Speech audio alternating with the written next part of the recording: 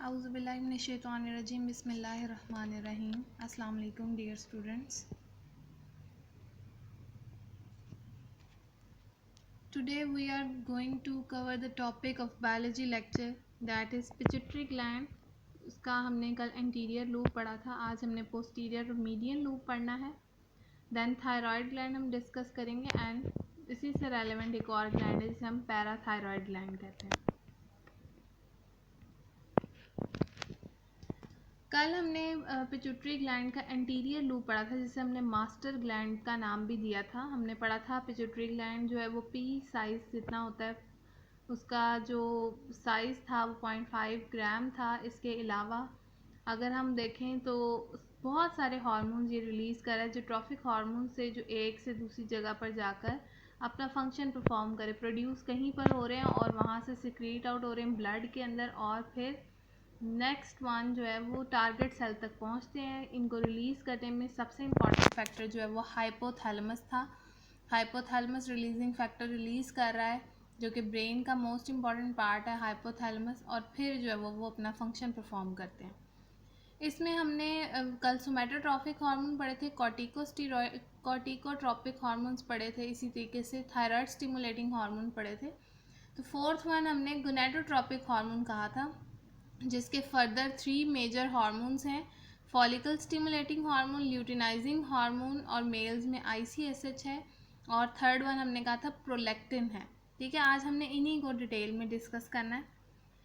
सबसे पहले अगर हम देखें तो FSH और LH या ICSH जो है ल्यूटिनाइजिंग हार्मोन जो है, ये सारे इनका कॉमन रिलीजिंग फैक्टर है जो हाइपोथैलेमस के थ्रू रिलीज़ हो रहे हैं. ठीक है, हाइपोथैलेमस रिलीज़ कर रहे हैं इनके फैक्टर्स, एक ही कॉमन फैक्टर ये शेयर करते हैं. जैसे हमने कल पढ़ा था थायराइड के लिए थायरॉक्सिन प्रोड्यूस अगर उसने करना है तो उसके पास थायराइड स्टिमुलेटिंग हार्मोन जो है प्रोड्यूस करने के लिए जो है बेसिकली उनके पास रिलीजिंग फैक्टर होना चाहिए. इसी तरह सोमैटोट्रॉपिक हार्मोन के लिए सोमैटोट्रॉपिक रिलीजिंग फैक्टर होना चाहिए. लेकिन यहाँ पे FSH और ल्यूटिनाइजिंग हार्मोन इनके लिए कॉमन एक ही जो है वो रिलीजिंग फैक्टर आता है. ठीक है, इसमें पहला हार्मोन जो डिस्कस किया हुआ डेट इज़ प्रोलैक्टिन. प्रोलैक्टिन आपको पता है ये पिट्यूटरी ग्लैंड कॉन्टिन्यूसली प्रोड्यूस करता रहता है, लेकिन इसकी इनहिबिशन जो है वो डिपेंड करती है हाइपोथैलेमस के ऊपर. अगर वो चाहे तो वो इसको रोक सकता है, उसके लिए इसके पास एक इनहिबिटिंग फैक्टर होता है जिसे हम प्रोलैक्टिन इनहिबिटिंग फैक्टर PIH का नाम देते हैं. ठीक है, इसी तरीके से प्रोलैक्टिन जो है वो उसका मेजर फंक्शन जो है वो मिल्क प्रोडक्शन करवाना है मेमरी ग्लैंड्स के थ्रू फीमेल्स के अंदर. ठीक है, इसी तरीके से इसका काम है LH यानी ल्यूटिनाइजिंग हार्मोन के ऊपर के साथ मिलकर काम करना या उसको हेल्प आउट करना अपना फंक्शन परफॉर्म करने में. तो प्रोलैक्टिन का बेसिक फंक्शन मिल्क प्रोडक्शन है. पिट्यूटरी ग्लैंड इसको कॉन्टीन्यूसली सिक्रीट आउट करता रहता है ऑन मैच्योरिटी, लेकिन इसको इनहिबिट अगर उसने करना तो उसके पास इनहिबिटिंग फैक्टर भी है. FSH की बात करें तो FSH follicle stimulating hormone is the most important hormone in females, और ये स्टिमुलेट कर रहा है फॉलिकल्स की डेवलपमेंट को. फॉलिकल वो ख़ास किस्म का स्ट्रक्चर होता है जिसके अंदर एग की प्रोडक्शन हो रही होती है. तो आप इस तरह भी कह सकते हैं जैसे एक मोती होता है, मोती के बाहर कवरिंग होती है जिसे सिप्पी कहा जाता है, शेल होता है उसका, बिल्कुल उसी तरह फॉलिकल वो बाहर वाली शेल लाइक कवरिंग है और उसके अंदर एग की प्रोडक्शन हो रही होती है फीमेल्स में. ठीक है, तो ये जो फॉलिकल है वो किसने डेवलपमेंट करवानी, FSH ने. इसी तरह से सिक्रीशन करवाएगा एस्ट्रोजन हार्मोन की ओवरीज़ के अंदर. ओवरीज़ में मोस्ट इम्पॉर्टेंट हार्मोन एस्ट्रोजन है जो बहुत सारे फंक्शन परफॉर्म करता है, सेक्सुअल मेच्योरिटी देता है, तो FSH की मदद से. मेल्स के अंदर जो FSH है उसकी क्वांटिटी भी लो होती है, लेकिन अगर ये इसकी जो प्रोडक्शन है उसका लिंक जो है वो जर्मिनल एपिथेलियम की डेवलपमेंट के साथ है, टेस्टिस की, क्योंकि टेस्टिस उनका जो है हमारे अंदर जैसा रिप्रोडक्टिव ऑर्गन ओवरीज है, मेल्स में टेस्टिस है, तो टेस्टिस की जो लेयर है बाहर वाली लाइनिंग है उसकी डेवलपमेंट इसका काम है FSH का, और उनके अंदर ये स्पर्म की प्रोडक्शन भी करवा रहा है. ठीक है, थर्ड वन हम बात करते हैं LH की. LH ल्यूटिनाइजिंग हार्मोन FSH के साथ मिलकर काम कर रहा है ताकि एस्ट्रोजन रिलीज़ हो सके, और एस्ट्रोजन का काम ये है कि वो जो फॉलिकल जब मेच्योर हो जाती है तो उसमें से एग, या एग को हम ओवम का नाम देते हैं बायोलॉजिकल टर्म में, तो उस एग या ओवम को उस फॉलिकल में से रिलीज़ करवा देना और उसके बाद जो है वो फर्दर अपना प्रोसेस जो है वो रन करना, जिसे हम ल्यूटिनाइजेशन कहते हैं। ल्यूटिनाइजेशन का मतलब ये है कि बहुत सारी फॉलिकल्स बनती हैं लेकिन हर एक में उनमें से सिर्फ एक ही सरवाइव करती है, एग वो एक में से रिलीज़ होता है, बाकी सारी जो है वो रप्चर हो जाती हैं, फट जाती हैं, टूट जाती हैं। अब जो वो रप्चर हुई हुई फॉलिकल्स हैं उनको येलो कर दिया जाता है, वो प्रोसेस कहलाता है ल्यूटिनाइजेशन का, और वो एलएच कर रहा होता है, वो येलो हो जाती हैं लेटर ऑन। और उसके साथ साथ प्रोलैक्टिन जो है वो फिर कॉर्पस ल्यूटियम बनाता है। कॉर्पस ल्यूटियम जो है वो बेसिकली येलोइंग मटेरियल होता है, ठीक है। और साथ साथ एक हार्मोन भी रिलीज़ हो रहा होता है जिसको हम प्रोजेस्टेरोन कहते हैं, ठीक है। अगर एग की स्पर्म के साथ फर्टिलाइजेशन हो जाती है तो यही प्रोजेस्टेरोन प्रेगनेंसी को मेंटेन करने में हेल्प कर रहा होता है। फिर हम बात करते हैं ICSH की। ICSH जो है वो मेल स्टिमुलेटिंग हार्मोन है, बेसिकली मेल्स के अंदर ही होता है। इसका काम है टेस्टिस की इंटरस्टिशियल सेल्स को स्टिमुलेट करना, और उसके इंटरनल सेल्स जब स्टिमुलेट होंगे तो वो एक हार्मोन सिक्रीट आउट करेंगे जिसको हम नाम देते हैं टेस्टोस्टेरोन का, ठीक है।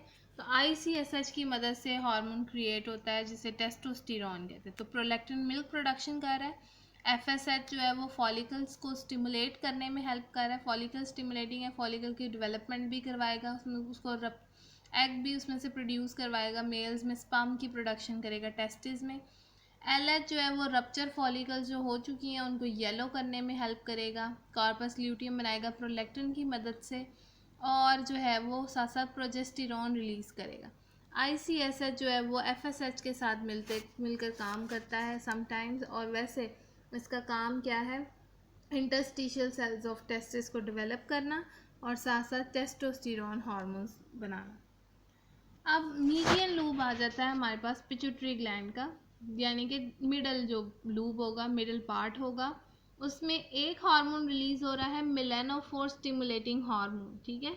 ये जो मेलानोफोर स्टिमुलेटिंग हार्मोन है ये हमारे स्किन के कलर के ऊपर जो है वो ज़्यादा इफेक्ट शो करता है, ठीक है। इसकी इनहिबिशन और या सिक्रीशन दोनों ही कंट्रोल हो कर रही हैं हाइपोथैलेमस। अब एक्सटर्नल लाइट इसकी सिक्रीशन में बहुत इंपॉर्टेंट रोल प्ले करती है। मोस्टली प्रेगनेंसी के दौरान जो है मेलानोसाइट्स हमारी स्किन के ख़ास किस्म के सेल्स हैं, तो ये हार्मोन रिलीज़ हो रहा होता है मेलानोफोर स्टिमुलेटिंग हार्मोन। ये हमारे उन स्किन के सेल्स मेलानोसाइट्स को स्टिमुलेट कर देता है जिसकी वजह से एक ब्राउन पिगमेंट रिलीज़ होता है जिसे मेलानिन कहते हैं, और उस मेलानिन की वजह से जो स्किन का कलर है वो डार्क होना शुरू हो जाता है, यानी कि ये डार्कनेस ऑफ स्किन को प्रमोट करता है, ठीक है। तो जितनी ज़्यादा स्किन का कलर डार्क होगा इसका मतलब उतना ज़्यादा ये हार्मोन मेलानिन प्रोड्यूस कर रहा है और उसकी वजह से हमारी स्किन का कलर डार्क है।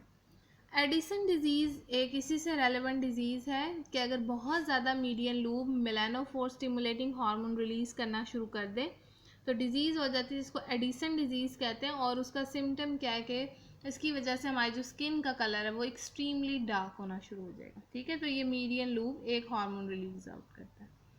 फिर हमारे पास आ जाता है पोस्टीरियर लूब।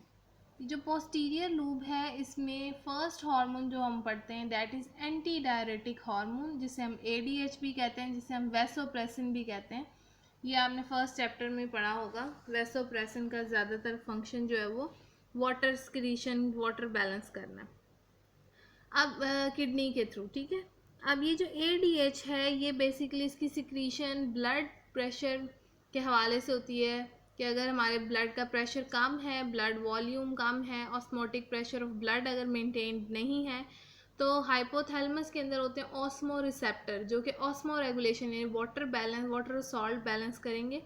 तो वो ऑस्मो रिसेप्टर रिसीव कर लेते हैं मैसेज को कि अब हमारे अंदर वाटर सॉल्ट की डेफिशिएंसी हो गई या वो बैलेंस नहीं रहे, उससे फिर ये हार्मोन सिक्रीट आउट होता है जिसको हम एंटी डायरेटिक हार्मोन या वैसोप्रेसिन का नाम देते हैं।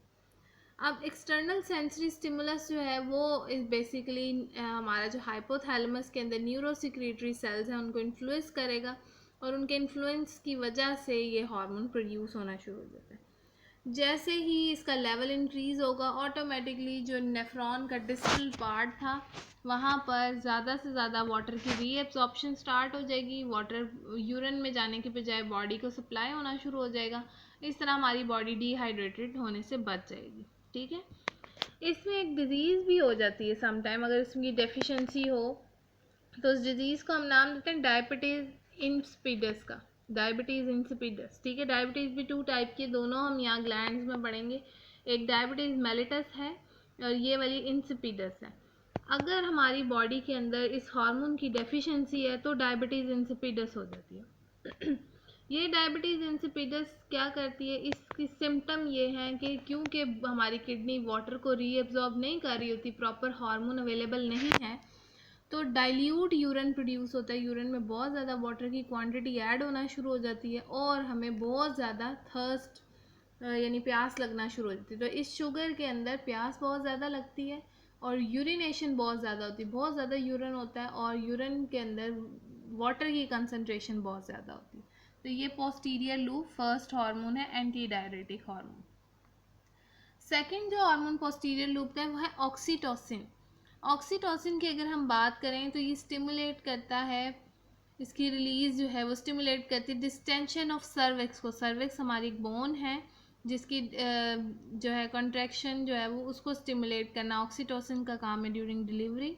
डिक्रीज इन प्रोजेस्टेरॉन लेवल, जब बेबी बर्थ का टाइम आता है तो ये प्रोजेस्टेरॉन लेवल जो है वो ब्लड में कम करना शुरू कर देती है। ठीक है, इसी तरह से सकलिंग का प्रोसेस यानी मिल्क प्रोडक्शन जो है वो इंक्रीज़ करेगी। तो ओवरऑल ये ऑक्सीटोसिन बेबी बर्थ से रेलिवेंट है। प्राइमरी एक्शन जो है वो इसका स्मूथ मसल्स के हवाले से है।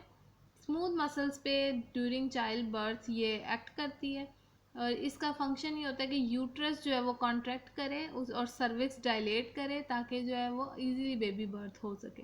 इसी तरह मेमरी ग्लैंड्स जो हैं उनमें से मिल्क प्रोड्यूस करना प्रोलैक्टिन के साथ, वो काम किसका है, ऑक्सीटोसिन का। तो ये चाइल्ड बर्थ के हवाले से इम्पॉर्टेंट है।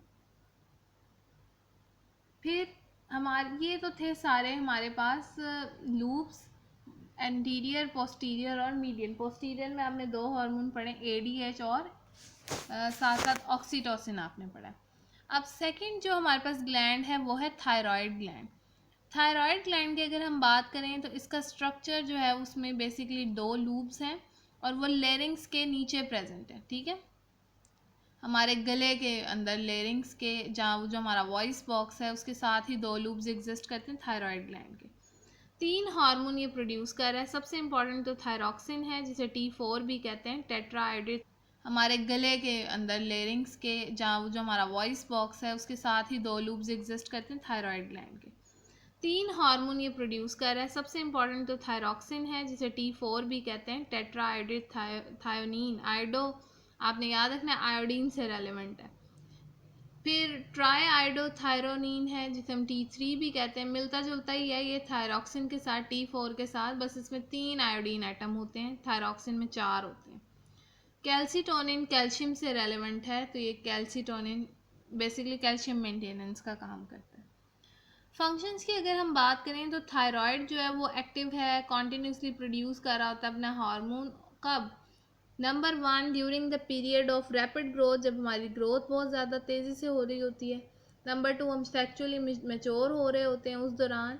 नंबर 3 स्ट्रेस सिचुएशन, जब हम कोल्ड है, हंगर है, हीट है, इस तरह की कोई भी सिचुएशन होगी, कोई डेफिशिएंसी है, उस दौरान ये हार्मोन अपना फंक्शन परफॉर्म कर रहा होता है, बैलेंस क्रिएट कर रहा होता है कैल्शियम का, हमारी ग्रोथ को मेंटेन कर रहा होता है, हम सेक्सुअली मैच्योर करवा रहा होता है। ठीक है, लेकिन इसके लिए आयरन का होना आयोडीन का होना ज़रूरी है क्योंकि ये आयोडीन रेलेवेंट हार्मोन प्रोड्यूस कर रहा होता है। अब इसमें हम पहला देखें तो थायरॉक्सिन और ट्राई आयोडोथायरोनिन है, T4 और T3 की बात करें तो दोनों हार्मोन एक जैसा काम करते हैं, एक ही तरीके से।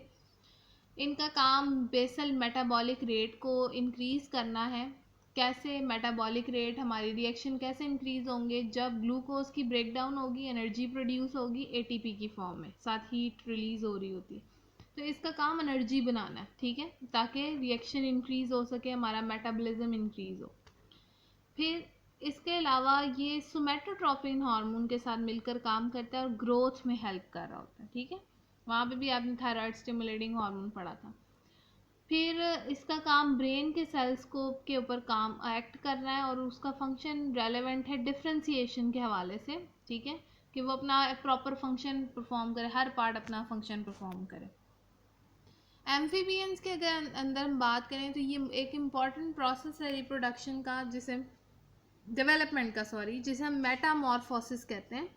मेटामॉर्फोसिस आपने वो स्टेजेस पढ़े होंगे कि पहले एग होता है, फिर लार्वा होता है, फिर प्यूपा होता है, और फिर फाइनली जो एडल्ट ऑर्गेनिज्म बनता है। ठीक है, बिल्कुल उसी तरीके से हमारे पास यहाँ पर एम्फीबियंस में मेटामॉर्फोसिस का प्रोसेस है, उसमें यही डेवलपमेंटल स्टेजेस चल रही होती है। अगर इसकी सिक्रीशन डेफिशिएंसी हो गई है, थायराइड प्रॉपरली थायरॉक्सिन को रिलीज नहीं कर रहा, तो टेडपोल लार्वा बनेगा। टेडपोल लार्वा ने बनना होता है मेटामॉर्फोसिस के थ्रू फ्रॉग, एडल्ट फ्रॉग के अंदर। ठीक है, लेकिन जब इसकी इस हार्मोन की डेफिशिएंसी है तो उससे होगा क्या कि वो टेडपोल स्टेज पर ही रहेगा, लेकिन उसका साइज इतना बड़ा हो जाएगा। ठीक है, तो हम उसको ये नहीं कहते कि वो प्रॉपरली एडल्ट फ्रॉग बन गया, हम उसको बस ये कहते हैं कि ये लार्ज साइज टेडपोल है, यानी प्रॉपरली नेक्स्ट स्टेज की डेवलपमेंट रुक जाती है, उसमें होती ही नहीं है। ठीक है, साइज सिर्फ बड़ा हो जाता है। तो थायरॉक्सिन की डेफिशिएंसी मेटामॉर्फोसिस के प्रोसेस को इफ़ेक्ट करती है, हमारी ग्रोथ को इफ़ेक्ट करती है, हमारे ब्रेन सेल प्रॉपरली डिफ्रेंशिएट नहीं होते, और हमारा मेटाबॉलिक रेट इससे इफ़ेक्ट हो रहा होता है। अब इसी से रेलेवेंट एक डिजीज़ भी है। डिजीज़ यहाँ पे हम बहुत सारी पढ़ेंगे। यहाँ पे 3 डिजीज़ डिस्कस की हुई हैं। सबसे पहले है ग्रेव डिजीज़। ग्रेव डिजीज़ जो है वो थायरॉक्सिन की बहुत ज़्यादा प्रोडक्शन से प्रोड्यूस होती है, यानी अगर थायरॉक्सिन प्रॉपर नहीं है तो मेटामॉर्फोसिस नहीं हो रहा, अगर बहुत ज़्यादा है तो ग्रेव डिजीज़ हो जाती है। सिम्टम क्या है उसमें है, एक्सोप्थेल्मिक गोइटर हो जाता है। गोइटर गिल्लड़ को कहते हैं। आयोडीन की कमी से लैरिंक्स के नीचे जो थायराइड ग्लैंड मौजूद हैं लूप्स की फॉर्म में, वो स्वेल कर जाते हैं, और उसको हम बीमारी को गोइटर या गिल्लड़ का नाम देते हैं। तो यहाँ पर एक्सेसिव कंडीशन में भी गोइटर होगी, लेकिन एक्सोप्थेल्मिक। फिर बेसल मेटाबॉलिक रेट बहुत ज़्यादा बढ़ जाएगा, आपके अंदर बहुत ज़्यादा एनर्जी प्रोड्यूस होना शुरू हो जाएगी। ठीक है, रिएक्शंस बहुत जल्दी जल्दी स्टार्ट हो जाएंगे।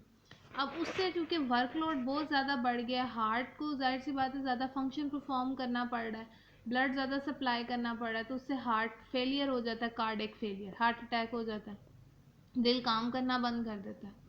इसी तरीके से production of abnormal body protein है, जो कि हमारी थायराइड की थायरॉक्सिन बहुत ज़्यादा प्रोड्यूस करने की वजह से हो रही है। ठीक है, तो एक्सेसिव सिक्रीशन एक एबनॉर्मल बॉडी प्रोटीन बनाती है, जो कि हमारे लिए नुकसानदेह हो सकती है। फिर दूसरी डिजीज़ जो है वो क्रेटिनिज्म है। क्रेटिनिज्म में अगर बहुत ज़्यादा डेफिशिएंसी हो गई थायरॉक्सिन की, तो ये होगी, उसमें क्या है कि इंडिविजुअल कोई भी ऑर्गेनिज्म प्रॉपरली डेवलप नहीं होगा, उसका स्मॉल जो है वो साइज़ हो जाएगा, सर का स्मॉल स्कल होगा, उसके हेयर जो है वो स्कैंटी हो जाएंगे। ठीक है, खुरदरे, खड़े हुए, अकड़े हुए, थिक येलोइश स्किन हो जाएगी जो कि स्केली होगी, और इसके अलावा ये मेंटली रिटार्ड होगा, प्रॉपरली उसका ब्रेन काम नहीं करेगा। और इसी तरीके से जो है इस तरह एबनॉर्मल बच्चे होते हैं उनमें प्रॉपरली सेक्सुअल मेच्योरिटी नहीं होती, तो वो सेक्सुअल डेवलपमेंट भी नहीं शो करते। ठीक है, सेक्सुअल रिप्रोडक्शन का प्रोसेस वो रन नहीं कर सकते। तो ये क्रेटिनिज्म में बेसिकली क्या है, थायरॉक्सिन का बहुत ज़्यादा डेफिशिएंसी है, इंडिविजुअल डेवलप नहीं हुआ, उसका स्मॉल साइज़ हो गया है, हेयर स्कैंटी और येलो स्किन हो गई है, और वो सेक्सुअली जो है वो डेवलप नहीं होगा। फिर मिक्सो एडिमा एक डिजीज़ है, थर्ड वन, कि अगर इसकी थायरॉक्सिन की डेफिशिएंसी लेटर लाइफ में, ग्रोइंग एज के बाद, आयोडीन शॉर्टेज की वजह से, कि आप अपनी डाइट में आयोडीन इस्तेमाल नहीं कर रहे, तो इस वजह से क्या होगा कि आपकी नेक जो है वो स्वेल कर जाएगी, जहाँ थायराइड ग्लैंड था वो वाला पार्ट, जिसे हम गोइटर गिल्लड़ का नाम दे रहे हैं। ठीक है, और वो क्यों स्वेल करेगी, वहाँ पर बहुत ज़्यादा एक्सेसिव अमाउंट में फ़ैट डिपॉजिट होगी, जिससे वेट इंक्रीज़ होना शुरू हो जाएगा। ठीक है, हमारी बॉडी के डिफरेंट पार्ट्स में फ़ैट की डेपोजिशन हो जाएगी और वेट इंक्रीज़ होगा, जबकि जो लेरिंग्स के नीचे थायराइड वाला पार्ट है वहाँ पे स्वेलिंग होना शुरू हो जाएगी, जिससे नेक स्वेल करेगी, वो गोइटर है। अब ये कंडीशन मिक्स्ड एडिमा है, और इसमें आपकी फैट्स की डेपोजिशन की वजह से आपकी स्किन, आपके हाथ में बहुत ज़्यादा स्वेलिंग हो जाती है, जिसे हम पफिनेस कहते हैं। मोटे मोटे नरम से स्वेल हुए हुए हाथ होंगे, पफिनेस का नाम देते हैं उनको। ठीक है, तो मिक्स्ड एडिमा में डेफिशिएंसी लेटर एज में आयोडीन की कमी की वजह से, ठीक है, तो गोइटर हो जाएगा, फैट बहुत ज़्यादा डिपॉजिट होगी, जिससे हम पफिनेस ऑफ हैंड्स और स्किन का नाम देंगे। अब डॉक्टर ये रिकमेंड करते हैं कि अगर आपकी बॉडी के मोस्टली हर किसी को वो कहते हैं कि आयोडीन वाला टेबल सॉल्ट यूज़ करें, नमक, ताकि ये गॉइटर की बीमारी से बचा जा सके। ठीक है। कैल्सीटोनिन जो है ये हमारे पास यहाँ इसका जो है वो थर्ड हार्मोन है जिसका काम कैल्शियम बैलेंस करना है ब्लड के अंदर। ठीक है। तो इसमें उन्होंने बताया कि हाई कैल्शियम आयन कंसंट्रेशन अगर ब्लड में होगी तो ऑटोमेटिकली इसकी सिंथेसिस स्टार्ट हो जाएगी। ठीक है, कैल्सीटोनिन की। और अगर लो लेवल होगा कैल्शियम का ब्लड के अंदर तो इसकी मैन्युफैक्चरिंग रुक जाएगी। ठीक है, यानी इसका मतलब ये हुआ कि अगर कैल्सीटोनिन ज़्यादा है, रिलीज़ हो रहा है, अगर बॉडी के अंदर कैल्शियम आयन की कंसंट्रेशन ज़्यादा है तो ये ज़्यादा रिलीज़ होगा उसको बैलेंस करने के लिए। अगर लो है तो इसकी मैन्युफैक्चरिंग खुद ही रुक जाएगी। फिर इसकी एक्सेसिव या डेफिशिएंसी दोनों कैल्शियम मेटाबॉलिज्म को ज़्यादा इफेक्ट करती है। कैल्शियम जहाँ जहाँ इन्वॉल्व है, जैसे हमारी नर्व्स के अंदर एक्टिविटी के परफॉर्म करने के लिए नर्व इम्पल्स को चाहिए, नर्व इम्पल्स को एक से दूसरे नर्व्स में ट्रांसफ़र करने के लिए कैल्शियम का होना ज़रूरी है। हमारे स्केलेटल मसल्स जो हैं वो कैल्शियम की मदद से वर्क कर रहे होते हैं। ब्लड जो है उसमें कैल्शियम का एक लेवल होना चाहिए। हमारी बोन्स के अंदर कैल्शियम डिपॉजिट होती है, तो वो सारा कैल्शियम मेटाबॉलिज्म डिस्टर्ब होगा अगर ये बहुत ज़्यादा या बहुत कम रिलीज़ हो रहा होगा। इसने बैलेंस करना है जस्ट। ठीक है, ज़्यादा क्वांटिटी को बैलेंस करके नॉर्मल पे लाना है और कम को भी बैलेंस करके ऊपर लेकर आना। ठीक है, तो कैल्सीटोनिन जो है वो पैराथॉर्मोन हार्मोन के ऑपोजिट काम करता है। पैराथॉर्मोन का काम जो है वो लो से हाई की तरफ बैलेंस करना है और कैल्सीटोनिन का काम है हाई से लो की तरफ बैलेंस करना कैल्शियम लेवल को। ठीक है, तो ये दोनों इकट्ठे ही काम कर रहे होते हैं मोस्टली।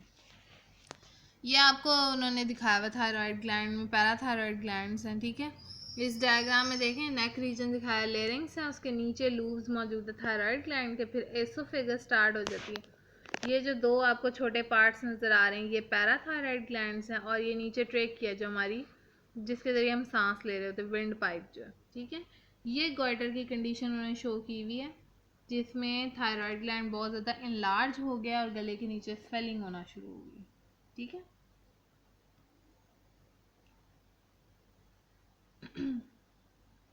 अच्छा, इसके अलावा हमारे पास पैराथायराइड ग्लैंड्स हैं। पैराथायराइड ग्लैंड में थर्ड ग्लैंड है, ये मैन में ये ग्लैंड पोस्टीरियर पार्ट पे मौजूद है, थायराइड ग्लैंड के बैक साइड पर है। ठीक है, उसकी लेटरल लूप की बैक साइड पे एक हार्मोन प्रोड्यूस करते हैं जिसे हम पैराथ हार्मोन कहते हैं। ठीक है, पैराथ हार्मोन जो है वो हमारे पास बेसिकली लो लेवल अगर ब्लड कैल्शियम का होगा तो फ़ौरन से पैराथायराइड ग्लैंड एक्टिवेट हो जाता है और ये हार्मोन प्रोड्यूस करना शुरू कर देता है ताकि वो लो से हाई की तरफ बैलेंस कर ले। लेकिन अगर हाई लेवल होगा ब्लड के अंदर कैल्शियम का तो ये खुद ही सप्रेस हो जाएगा, फिर कैल्सीटोनिन रिलीज़ होगा ताकि वो उसको नॉर्मल कर सके। अगर इसकी एक्टिविटी प्रॉपर नहीं है, अंडर एक्टिविटी है, तो कैल्शियम लेवल ड्रॉप हो जाएगा, कम हो जाएगा और इतना कम हो जाएगा कि उसकी वजह से मसल टेटनी हो जाएगी, आपके मसल्स अकड़ जाएंगे, प्रॉपरली वर्क नहीं करेंगे। और अगर इसकी ओवर एक्टिविटी बहुत ज़्यादा ये रिलीज़ हो रहा है तो आपकी बोन्स में से सारा कैल्शियम निकलेगा, क्योंकि बोन्स डिपॉजिट करती है ना कैल्शियम को। तो जब कभी ब्लड में बैलेंस करना होता है तो वो बोन्स ही देती हैं कैल्शियम को। ठीक है, तो अगर इसकी बहुत ज़्यादा प्रोडक्शन होगी तो ऑटोमेटिकली बोन्स के अंदर से सारा जो कैल्शियम डिपॉजिट था वो निकल के ब्लड में चला जाएगा और आपकी बोन्स वीक हो जाएंगी, टेढ़ी हो जाएंगी, नरम हो जाएंगी। इस बीमारी को हम रिकेट्स का नाम देते हैं। ठीक है, इसी तरीके से कैल्शियम का जब ब्लड में लेवल ज़्यादा होगा तो ऑटोमेटिकली किडनी के अंदर स्टोन्स बनना शुरू हो जाएंगे, पथरी हो जाएगी तो किडनी स्टोन्स हो जाएंगे। ठीक है, तो दोनों ही कंडीशन फैटल है। कैल्सीटोनिन ने हाई से लो की तरफ बैलेंस रखना है, पैराथॉर्मोन ने लो से हाई की तरफ बैलेंस करना है। तो कैल्सीटोनिन कैल्शियम ब्लड से लेके बोन्स में डिपॉजिट करता है, बोन्स स्ट्रॉन्ग करता है। लेकिन पैराथायराइड अगर बहुत ज़्यादा पैराथॉर्मोन प्रोड्यूस कर रहा है तो ऑटोमेटिकली बोन से सारा निकल जाएगा, कैल्शियम रिकेट्स हो जाएगी और ब्लड के अंदर लेवल क्योंकि बढ़ गया है कैल्शियम का तो जो है उससे किडनी स्टोन्स होना शुरू हो जाते हैं। ठीक है, तो ओवरऑल आज का ये हमारा लेक्चर था। Thank you so much. इसको अच्छे तरीके से याद कर लीजिए, ये सारे ग्लैंड्स जो हैं वो इम्पॉर्टेंट है इन लॉन्ग और शॉर्ट क्वेश्चंस। ठीक है, थैंक यू सो मच।